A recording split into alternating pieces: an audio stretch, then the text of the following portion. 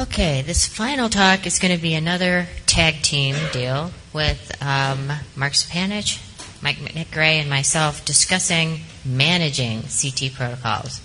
Once we figure them out, how do you lock them down and keep them that way? So we're going to show you how 3 different sites approach this particular issue, and Mark is going to start.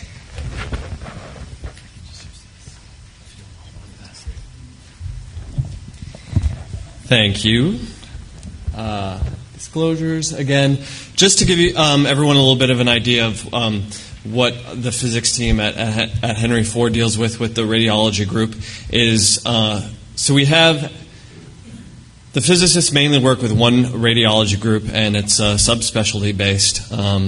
We actually have, though, 2 different business units within that, within the health system. So we actually have 2 supervisors for CT, 2 lead techs, that kind of stuff. And so we have a total of 5 sites plus 1 mobile unit with 13 diagnostic CTs distributed amongst a bunch of the different vendors. And we have a lot of variety in the systems we have. We have 4-slice systems in some of our ERs, which ideally are really only used for backup, but when the VCT in the ER is getting used, we're doing some abdomens and some heads on those 4-slice systems as well. So while not ideal, we still have to make sure the protocols on all these systems are consistent throughout. So what we have is a master protocol book. And so that houses really the master version for the protocol for each scanner type. And that's accessible to everyone in-house on a website. When the radiologists are doing the protocoling and they select the protocol that they want for that scan, they're able to click a link and go to and see that protocol to make sure that it makes sense. The techs can access it to make sure that the parameters on the scanner are set up correctly. So this master protocol includes the orderable that we use for it, the indications for it, the pre-scan instructions, and then all the acquisition parameters, including the reconstructions. We've also recently also included a CTDI notification value for each protocol.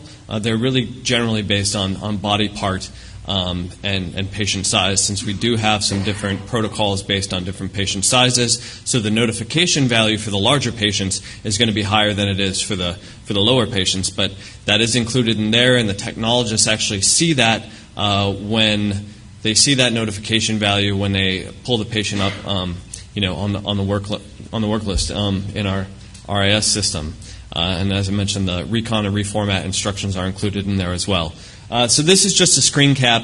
Hopefully you can see everything on here okay. Kind of showing the website. There are pull-down menus that allow you to select which vendor protocol you want to look at, how many detectors it is, the body part, and then you can even go down by protocol here. So you can see here for our, different protocols for just a standard abdomen with or without, for different scanners, abdomen, pelvis, etc. And so it's broken down by section and body part. And then each protocol, we've got all the information here, what the CT orderable is, positioning, instructions for contrast, and then all the acquisition scan parameters are down here, and recons continue on down there. So that's our master protocol book. Everything on the scanners should be consistent with that. So, and all changes on the master protocol book are tracked, and you can go back in time, see who made a change on the master protocol book. Ideally, only the division head should be the one who is approving any changes. As I mentioned, we do have CTDI vol notification values, and we originally set those with values that consistent with those suggested by the APM, and then we tweaked them some, including, as I mentioned, to have some different size values for different size patients, and we reviewed those with all the section and division heads to set values for each protocol. And I mentioned they do appear in the technologist workflow. Due to a Michigan law, the CT operators are required to check the planned CTDI vol before the study and also the CTDI vol after the study. And if it exceeds the set notification value, at either one of those times, there's basically a workflow that they're supposed to go to. If it's beforehand, they're supposed to check with the radiologist to make sure that the protocol is right. And if it's afterwards, it's supposed to go to the supervisor and to the physicist, so we can check to make sure that nothing on the protocol has changed. So really, we set up our notification values. So ideally, they don't really get, they don't get exceeded all that often. It's only for really large patients or if the protocol gets changed. So we use that as a check to make sure that the protocol works. So I mentioned we do have a lot of different systems, and so one of the challenges was standardizing the protocols across the systems.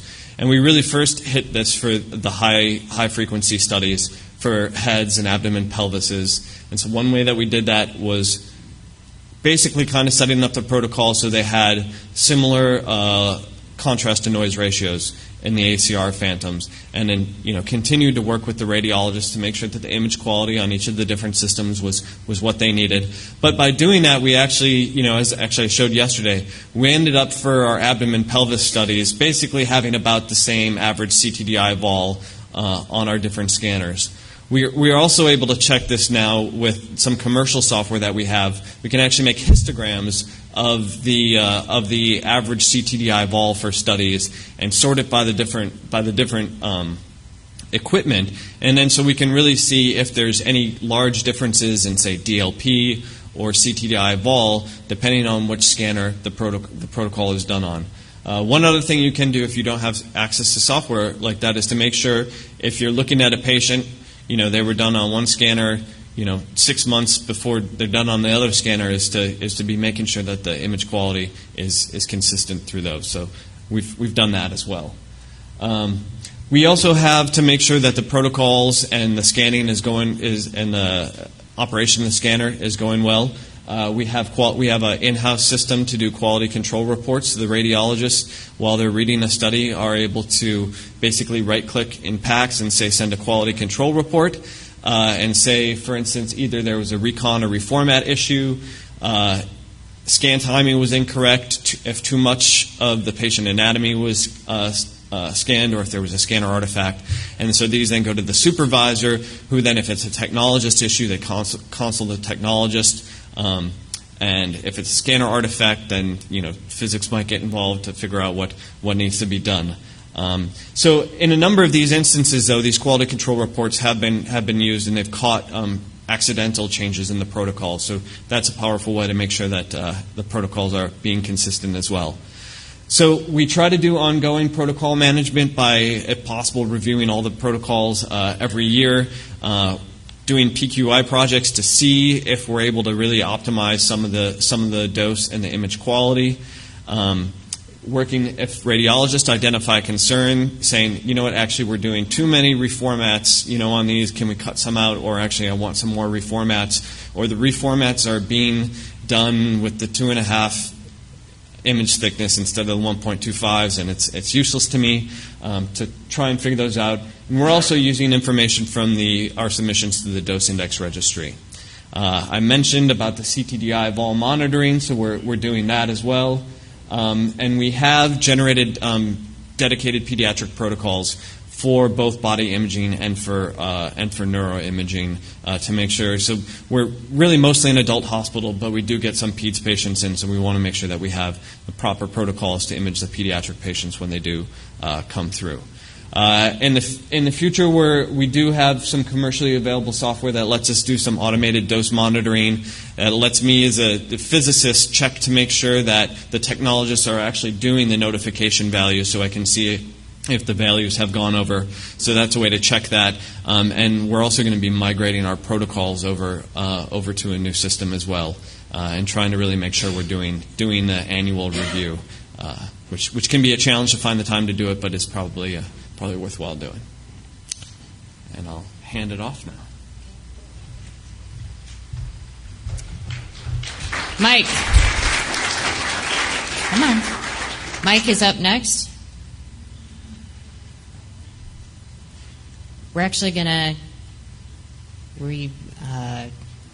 go do something a little different than what's showing here.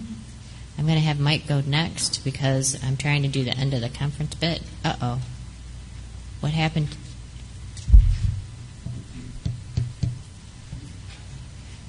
So we were very careful to be sure that we had Mike's slides ready to go, and I don't know where they are. At all? Yes, I'm No. going Yeah. McNick Gray.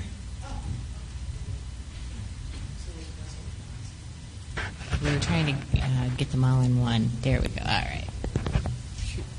Okay. Why did you want me to go third? Am I on? Okay, is this on? Oh, good. Okay. All right. Here's my disclosures. I'm going to be a little more philosophical because we do everything on paper. So I don't have software that you're going to hear from Henry Ford or from Andy Anderson. So I'm going to be a little more philosophical about the concepts of protocol review. And to start with, the goal of it, and I hope this ties in with a lot of things that you've heard over the last day and a half, where you heard a lot of specifics about how you should tailor the protocol to the patient, to the indication, and to the equipment and its capabilities. So the goal is to ensure that exams are being performed to achieve the desired diagnostic image quality at the lowest dose possible while properly exploiting the capabilities of the equipment being used. So that's our guiding principle here. At UCLA, we did a team approach. So we brought in a bunch of people to form a protocol committee. We actually called it something else, but that's essentially what we did. We brought in our department administration, the chief administrative officer, our CT manager, which is what other people call a chief tech, the QA manager. This is our peer review person in case we came across any unusual cases. We brought in a tech who's in charge of protocols, the physics team, and we bring in the CT director, who's the MD, on occasion. We also met with each of the sections or the section chiefs as we reviewed our protocols.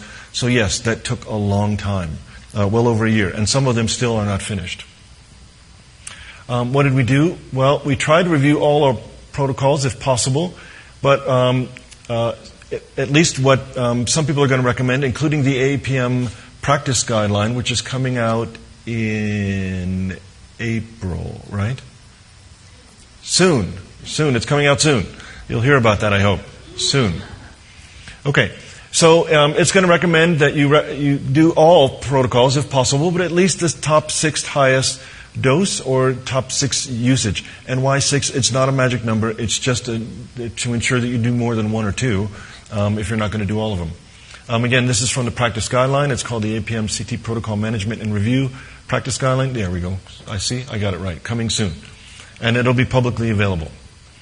Okay, so let's talk about some basic concepts that you have to decide on with your department. Okay? And one of them is, does your site want a small number of basic protocols that can be adapted to the patient and the indication, or do you want a large number of specialized protocols? And depending on who you are and the kind of practice you are, you're going to come down differently on this. Our department chair gave us a mandate. He said, we have too many protocols. We need fewer. Let's go back to basic protocols. That helps administratively. I argued for the opposite. I said, we need more and specific protocols. Otherwise, you're going to have the techs making these adjustments on the fly. And okay, in certain instances that may work, but as you heard, with cardiac protocols, that can be very challenging. So we really built a lot of protocols here. Essentially, they're adapted ahead of time, and there's pros and cons to each approach. What is it you want to review? Review the indications and the requirements for each exam. What is the study trying to accomplish, and who's going to get this study? What do you need to see? What amount of noise can you tolerate? These are going to be dictated. Once you understand these requirements, that's going to let you dictate a lot of the technical parameters from that concept. Then you review the technical parameters, the CTDI, vol, and DLP. Again, you've heard this. I hope you hear it. You'll probably hear it again. Determine the number of phases necessary for that indication. Do you really need all those pre- and post-contrast phases? And if you do, then do them. But if you don't, and you can have the conversation, say, do you really need all 3 phases? Or is there something else we can do? Of course, there are some things to fall back on. These are not recommended levels. These are reference levels and upper limits from the ACR accreditation program. Adult head, adult abdomen. Again, these all apply to a single phase for a reference size patient. They can be larger for very large patients, and they should be much lower for most patients. There's the pediatric abdomen. This is our current, for the ACR program, the 20 milligray and the 25 milligray. Those are going to drop to 15 and 20, okay?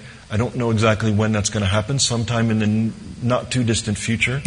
And the pediatric head was 45 milligray as a reference level, and there was no fail. Those are also going to change to 35 and 40 milligray. And the CNR levels are going to change as well.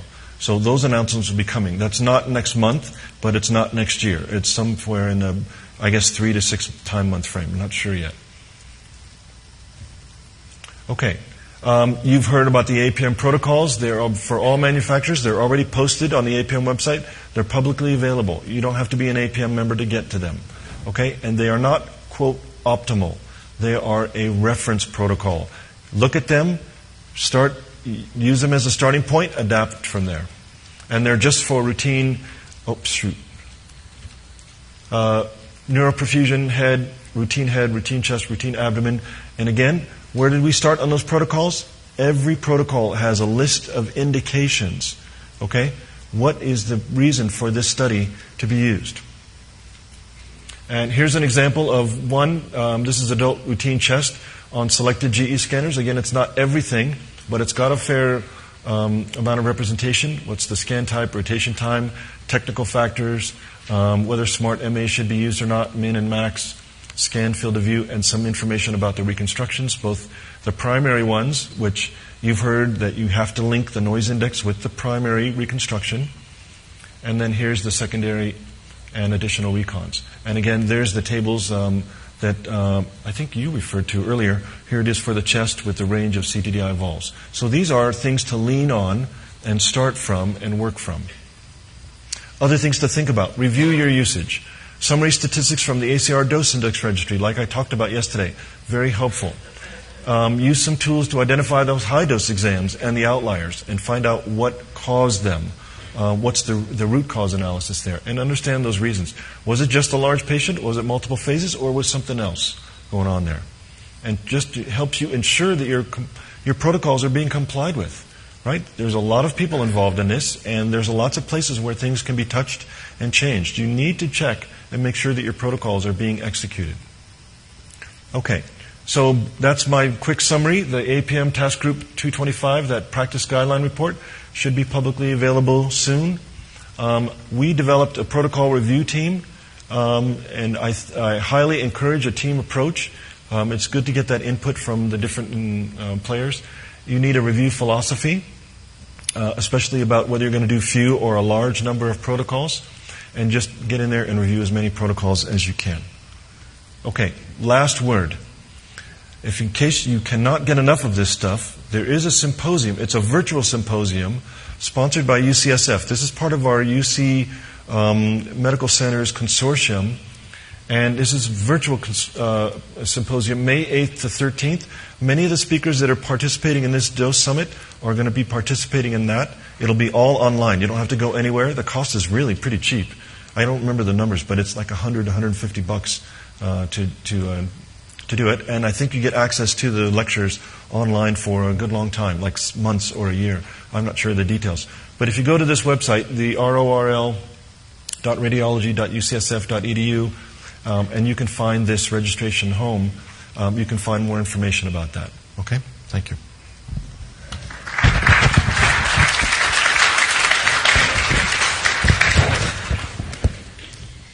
Okay, now we need to go back to my slides. Can we figure that out? Okay, that's all right. I can whip through these.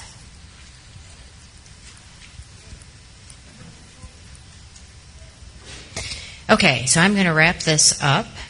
We heard from Henry Ford Hospital, from UCLA, and now you're going to see what crazy things we're involved with at MD Anderson. Our focus generally, recently, has been on more consistency. We need to be more reliable in what we're using for our parameter combinations, lock them down, discourage on-the-fly adjustment, and we rely on this vast protocol inventory. And what we're also trying to do is make it so that the radiologist can't tell by looking at the images which scanner they came from. That's kind of our overriding goal. And we want to also be sure that mistaken things don't get in there and stay in there. That's another big deal. And it's a huge challenge. I am not kidding you. We have counted how many freaking protocol parameters there are in a routine chest, abdomen, pelvis, and it's over 350 independent parameters. And I'm telling you, you lose track of one of those and everything goes to crap. Just last week we had another case where somehow the tube current modulation was disabled and the scanner falls back to whatever's set for our routine manual MA, and it somehow was 25 MA for one of the runs. And this was starting to happen more than once. And so we had to stop everything, figure out what the heck was going on, find those specific protocols and fix them right now. So this is just a huge challenge, and it's not getting any easier. So it got to the point where I could barely sleep at night wondering what horrendous thing was going to happen the next day. Went to my chair and said, can we get some real software support to develop something that's going to be really useful? And he just happened to have a really clever programmer that was being underutilized and said, sure, go see Wolfgang. And Wolfgang has saved our collective keisters on this one because he came up with this database structure that allows us to, one of our huge challenges was you have all the protocol settings on the scanners, and then you have whatever's in your protocol book or portfolio or online system, and there's two sets of things that you're trying to keep track of. And we put it to Wolfgang, we only want one. Can we figure out how to do this and just maintain a single set of parameters? And he came up with this database idea. So it really helps us maintain all of our scanners with one set of parameters. And so this is the way it works. It's an online system. It's specific to each scanner model. So this is our GELS64 VCT models. These are the protocols, or at the beginning of the list of protocols that have been set up. And you can see that the description, everything sort of hinges on the name, and the name includes the last protocol revision date. So this is one of the easy ways that we have discovered to sort of keep track of this stuff. This thing called sheet is actually the reference protocol that we are looking at. And what you see over here on the right are all of the scanner names associated with this model. So you can see we have CT 2, 3, 5, and 12. I don't know if you can see that from the back, but there's 4 scanners that are all this type. Anything that's green means it's a perfect match between what's shown on the scanner and what's in our reference protocol. So this is what we're looking for, all green zeros, meaning 0 mismatches. Anything that has a number associated with it means that's the number of mismatches that we just caught on our last check. And we check these every morning on a routine basis. We also have an easy way for the technologist, if they're curious or they're suspicious, they can check their particular scanner against this reference list for any particular protocol they're about to do, just to make sure that the darn scanner hasn't gone crazy since the last time, and what we're about to do matches what we intend to do. So this is the reference sheet for this particular exam, which I've lost track of now. We used to have way too many protocols, so right now we include the pre-contrast run even though it's rarely used. We ask the technologist to just delete this set of scans if it's not specifically ordered. This is the post-contrast set, and you can see we have, for this particular abdomen exam, we're going from the top of the liver to the symphysis pubis. This is the first set of delays that are kidney images, and then the second set are bladder. So this is strictly the abdomen exam, I think. So we're looking at a noise index of 10 for our 5 millimeter primary set of images. And we also put in here the CTDI vol. And this we base, because this is tube current modulation exam, we base this on whatever maximum MA we have figured out for this particular set. So this number that we're showing is definitely the max. So this is the way we have it laid out. If we have, and our goal, again, is to have all zeros across the board, if we're seeing something that doesn't look right, so here there are some mismatches, and we're going to look at what that looks like, and in this case, everything that's a mismatch is highlighted in yellow. So this particular one, we had some mismatches in the scout part, which is kind of strange, but something didn't match what we intended to do for our reference protocol. One of the things that we've just recently figured out is that we are seeing some mismatches for the area, sort of the default settings for the start and stop locations. Some of them were hugely inappropriate, like way too long. We actually ran into this once with our PE exams. We were scanning right through the abdomen on our PE exams. Whoops, that wasn't the right thing to do, so we had to go back and fix those. But this kind of reference check actually allows us to do that pretty quickly. So some of the conclusions, not just from the CT protocol management thing, but from everything you've heard for the last day and a half, is that there isn't always a perfect set of protocol parameters for any individual exam that we're doing.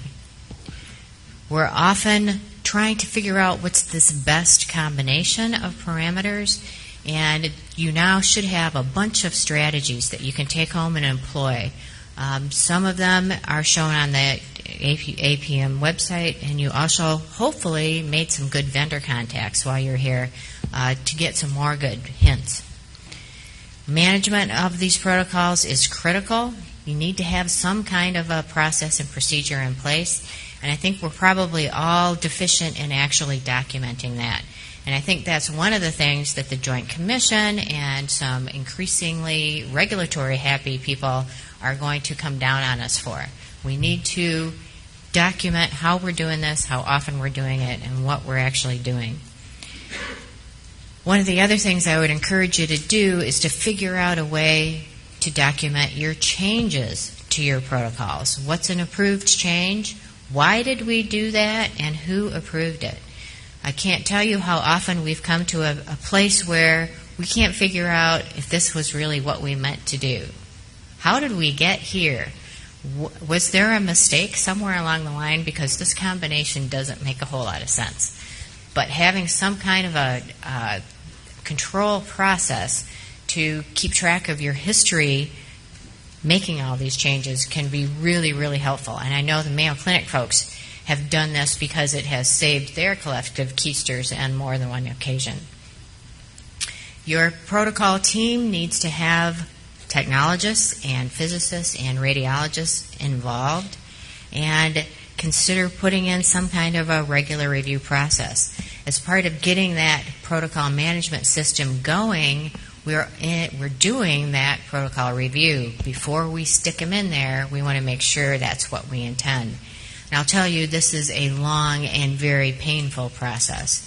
We've been at this at my institution for 1 year and 4 months. I can almost count the days because it's so much fun.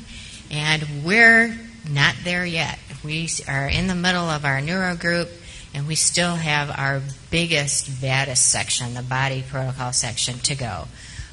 But we're kind of having to do those sort of on the fly, and so we might be a little farther ahead of where we think we are. So that's it. I hope you got something good out of this conference. I'm really, really glad everybody is here. There should be some box lunches ready for you on the way out. They're either in that room next door or probably outside ready for you. Grab them and run. Please complete the evaluation process so that we can continue to improve this. Tell us what you liked and what you didn't like. I admit protocols are complicated. They're not getting any easier. And hopefully everybody has a list of things to follow up when they hit home. Please do me a huge favor and thank the ladies at the registration desk, because none of this would happen without their really awesome efforts. Thank you very much. Glad to see you all.